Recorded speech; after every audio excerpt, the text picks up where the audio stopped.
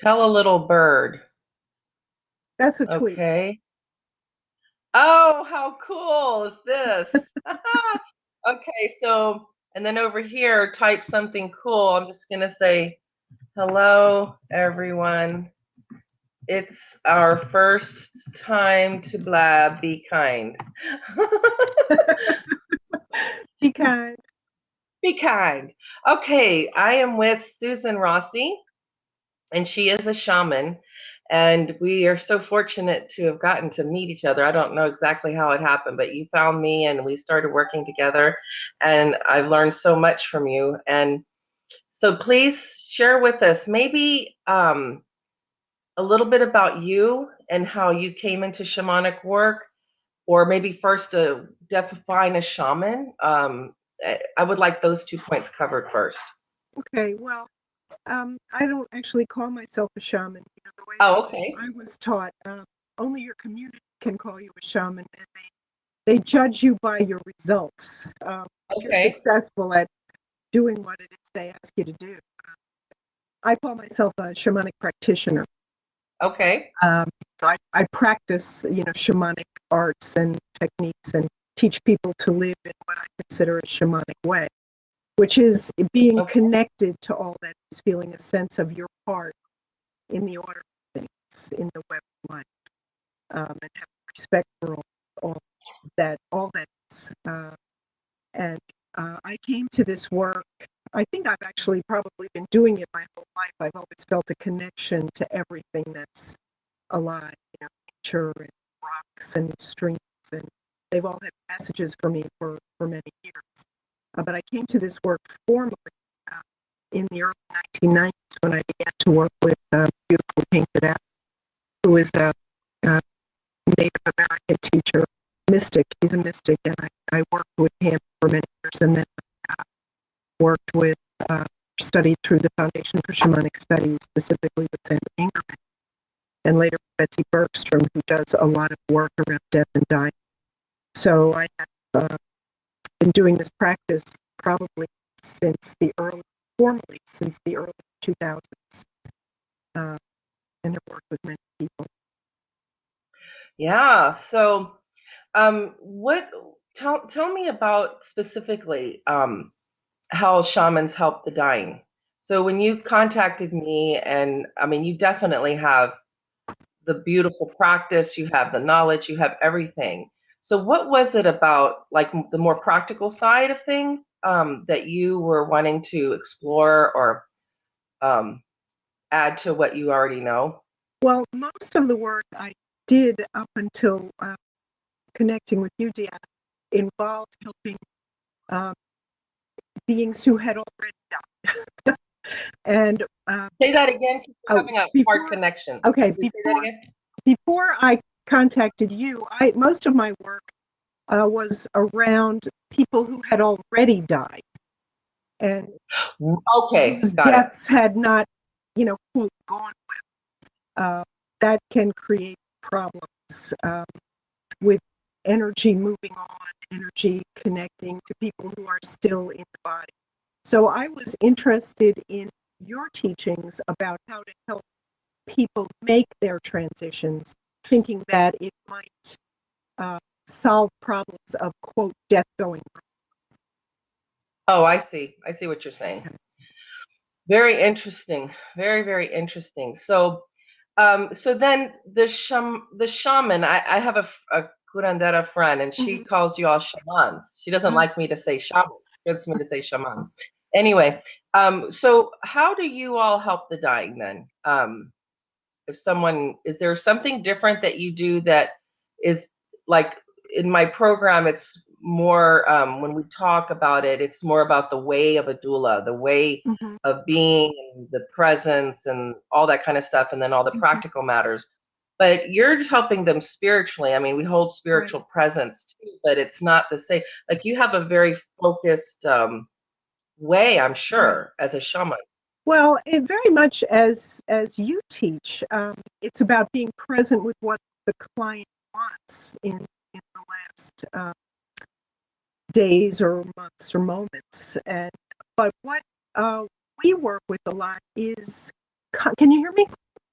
conscious. It's Okay, okay. let me turn myself up. Is consciousness and an awareness that That's better. consciousness continues after death. And we work with helping people perhaps not be so afraid of what's coming, so we can give them tools to help them experience what the transition might be like, to see what it might be like on the other side, so that they can practice going to what I call the portal of transition. They can make that journey several times just to get familiar with it and to meet allies and spirits and loving beings on the other side, family members who have crossed, who are waiting for them, so that they can lose some of their fear around what that transition might be like.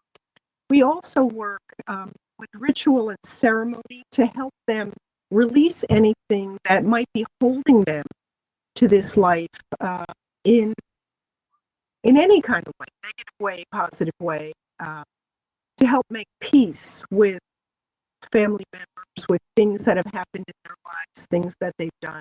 So there's a lot of releasing work that can happen in a sacred way, spiritual way, ceremony and practice and ritual that can help release them of the bonds that hold them.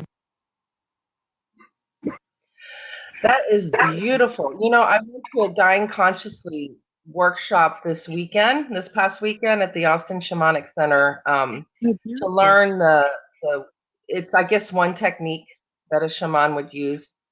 A shamanic practice, actually. You didn't have to be a shaman to do the Dying Consciously, the death spiral. Yeah. So there's a death, right? So that was intriguing and interesting, and working with the soul. And so I know that to me, then, the piece that you have as a shaman, it's the most important piece for people to feel settled. Yes. In their body or in their journey. Yep. On the way out. But it's something that I've never, in 15 years of hospice nursing, I never heard it brought up in hospice circles. Well, let's call the shaman. It's always, let's call the chaplain. Mm-hmm. And the chaplain is great. Okay, I'm sure that there was some shamans in the chaplain groups, I would imagine, but we're not allowed to practice like that. And hospice is more go and sit and listen.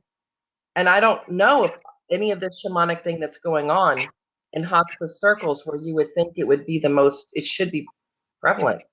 Well, I agree, but many people practice, traditional religions, so that they don't think to invite shaman, and they invite a chaplain or a priest or a rabbi or someone who's familiar with their tradition, and that's perfectly fine. It's as long as, in my way of understanding, as long as there's someone there to observe the sacredness of the transition in whatever tradition that they practice.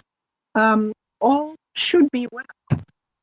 We're ushered in at birth with sacredness and celebration and cheering, and we should be ushered out in the same way. And, in my way of practice, there are, in cultures for thousands of years, there are gods and goddesses and allies and angels who meet and escort the souls as they're leaving the body, the consciousness as they're leaving the body. And we've lost a lot of that sense of sacredness at the time of death in our culture. We're kind of a disposable culture, and we don't want to know about death or the sacredness of it. But in other cultures, it's been a huge part of life. You're always preparing for your own death. And in fact, many cultures believe that in order to be a shaman, you have to have met your own death, have had near-death experience, and come back from that, so that you are able to have an understanding of what the soul goes through. That's what initiates you into shamanic practice. So death is truly an initiation into a new way of being in a shamanic way of understanding. I hear what you're saying, and I totally understand and get it, and support the fact that there's going to be all kinds of religions and people need to be comfortable with their own. The thing, though, that the shamanic arts, or the practice of helping you guide spirit and getting comfortable approaching dying into the, to me, that it's almost like meditation. It could be universal. Absolutely. Right? Absolutely. It So is. I would love it if the people knew. That's why I invited you here, to start off the blab sessions, the blab sessions for just helping all of us. Like, this is new to me as well. Mm-hmm. So to me, this would be something that any religion, or is it not? Am I not getting it? I would think that everybody could use this tool. I agree with that, but I think religions tend to only want to do it their own way. And I think that to many people, when you talk about shamanic practice, it seems a little woo-woo. It's a little out there. It's a little different than what they're used to, and people don't want to go outside of their own traditions. I do believe it's universal. I do believe that, if you believe in Creator, if you believe in power, that brings life into being, there's also a power that takes life out, whatever you want to call it, and accepts that life, that consciousness, when it's born into a new body. My Native American teacher called it dropping the body. When your consciousness leaves, you drop the body and you go into another form. Shamanic practice gets you comfortable with the idea that that's going to happen, and how it can happen, what it might be like for you in another dimension. And so I do agree, it's universal. Yeah, what we were learning this weekend in the Dying Consciously workshop was very much that anybody could use it. And of course, there were people from all belief systems in that workshop. Mm-hmm. But you're right, it is a little out there to say, well, what would this death spiral be about? And then if someone isn't into chakras and all that, they're going to go, what are you talking about? And Right. and might not want you to I can understand. I mean, yes, but it would be lovely if as part of the support system, because hospice is our death support in the USA. That's where people turn to for when they're dying. They come into hospice, and it would be really lovely if every hospice had a shaman. I agree. No, I agree. No, wouldn't that would totally be revolutionary. It shouldn't be, but it would be for people to open on that level. It would be. And, even from a medical standpoint, if you think about the dissolution, we're all made of the sacred elements: earth, air, water, fire, sacred space, and we're put together in our human bodies. From a medical perspective, you can make an equation with the dissolution of the elements as the body really begins to die. First earth dissolves, like the element of earth leaves us when our body begins to kind of collapse and we slump down in bed. And then, fire leaves us, we lose the digestive juices, the life spark begins to go out, and water leaves us, our membranes dry up, and we lose that volume of the water in the blood. And of course, like lastly, air. Air leaves us, and we make that last inhalation, and that's it. And then the spirit leaves, we think, out the top of the head, if all goes well. So in a sense, it follows medically that dissolution of the elements with what happens, except possibly for the soul. Didn't somebody weigh the body after death and find that, the soul weighed so many grams, 7 grams or whatever, and find a change in the weight of the body afterwards? So I don't know, maybe that's also a parallel medical understanding. This is my first blab, so I am inviting anybody, if they want to come into the open seat. There's 2 spots. I see only 1 block, but I'm not sure how to invite you in. So if I'm checking over here on the chat side. If somebody wants to come in, I don't know if they're supposed to ask or am I supposed to invite. I don't see. And if anybody has any questions that doesn't want to come in but just want to type a question for me to ask Susan for you, or Susan to see, please feel free to do so. think what else?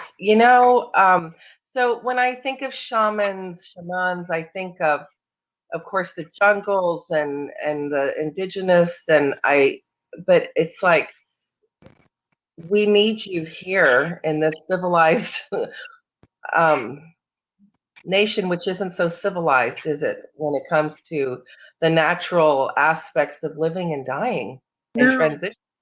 Yeah, we're we're pretty pretty bad at it. barbaric. Yeah, we're pretty bad at it. We're pretty And bad I at it. don't mean to, huh?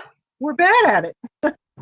I mean, really, when you think about the transitions of life, the necessary transitions of life, and the necessary losses that we're all going to feel, like the normal ebb and flow of life Mhm. in the USA, mostly in our culture, there is no acknowledgement. Like you would think there'd be acknowledgement, like adolescent journeys or Right, processes, or going into 18 now processes, or right. just all these landmarks of our life. I agree, and that's what in other cultures we call initiations, and we make transitions all the time. We actually have deaths all the time in our daily life. We lose jobs, we lose friends, we think about death as loss in our culture, as because we're looking at it from the perspective of those who remain behind, and in our culture, loss is not a good thing. Loss is a victory. Loss is not a victory; it's a defeat. It's a it's a lessening of yourself somehow. You want more. But in that ebb and flow of life that you mentioned, there are times of loss. Like now, here where I live, we're entering into the fall, and we see things dying all around us, and we just want the summer back.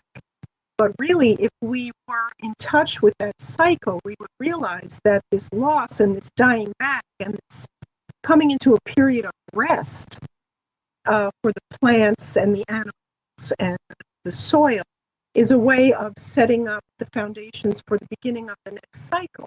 We'll go through the winter time. As we say in our medicine wheel work, we'll dream the seeds of the new cycle, and then we'll, in the spring, plant them so they can begin to bring forth the fruits of the next cycle. And that's what really, in my way of understanding, happens to the soul, the consciousness, as it leaves the body. It goes into a period of rest and integration and dreaming or creating what will happen in its next cycle. So it's all a part of the flow. If we didn't have rest and we didn't have dying, there would be just growth, growth, growth, growth. And that's what cancer is, isn't it? I mean, it's not a good thing. It's like you need apoptosis in the cells so that there's room for the new cells to come in, right? Mm-hmm. So death is a necessary part of the cycle of life and evolution. And we fight it, and we fight it, and we fight it. And I understand that we fight it, and I don't want to die, but I know I will. Yeah, so it's sad. It hurts. When you hear somebody's died, that you love, you're in shock and sad. Mm-hmm. And I mean, it's normal for all of that. Sure. I guess the thing is that wouldn't it be lovely if we all had a consciousness alongside the grief of it and the sadness of it and the shock of it, that we were also in an honorable process. That's That right. to me is what I want to be. I want to be part of building anywhere I am. Is that no, I don't like it either, but I want to be part of empowering the people that I touch. That it is it is just as honorable to die as it is to live. And if we're all, I don't dishonor either the fight. If people want to do the fight, Mm-hmm. that's honorable too, because that's their choice. That's correct. The thing about if somebody has a terminal diagnosis or knows that their time is limited because of their illness, and whether they're labeled terminal or not, I mean, that's the medical field too, that they feel honor in allowing themselves to follow that process, and not feel like they're committing suicide. Right. My grandmother at years old, was with bronchitis most of her life, a smoker most of her life, had lung cancer, got lung cancer, and she felt if she didn't do all the chemo that was suggested, she was committing suicide. I couldn't get her to see otherwise. So wouldn't it be nice if we had a consciousness about us that it would have been following the natural course, that her body had this cancer, and instead of spending the next 4 months in chemo and radiation and illness, what if she were enjoying her life? Right. And dying and saying goodbyes and all that. So that's the choice I would love for people to live in and feel very empowered in, that it's not all easy. None of it is it? No, it's not. It's not. It's not. Even when we say goodbye, our children grow up and it's lovely and we're so happy and proud, but it still breaks my heart. I look at their little baby clothes and I cry. Why? It's happy. They're grown up, right? They made it. It's one of those losses. It's one of the changing of the cycle things that we celebrate, but we grieve at the same time. You know? Yeah. So yeah, there's it's all real. Right. It would be, so that's the world we want to, it's like this richness of celebration, acknowledgement, empowerment. Right. Well, thank you, Susan. It's been lovely. Thank everybody for joining in. If you tried to come in, I'm sorry I didn't see anybody trying to get in this open seat. Am I supposed to? So I'll learn. I'll keep learning about this. So I didn't see anything. But anyway, thanks, Susan. Thank you, Deanna. All right. Take care now. You too. Bye-bye.